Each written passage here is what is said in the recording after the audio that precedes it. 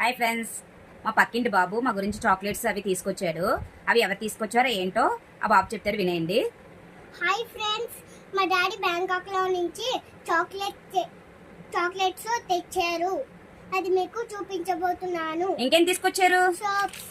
ఇంకో చాక్లెట్స్, ఇవి సోప్స్ చూపించు వాళ్ళకి. ఇలా చూపించు సోప్స్. ఇవి బ్యాంకాక్ నుంచి తీసుకొచ్చారండి సోప్స్. చూడండి ఎంత బాగున్నాయో.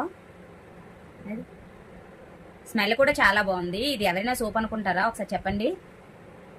ఎలా ఉన్నాయి రుతిక్? బాగున్నాయి.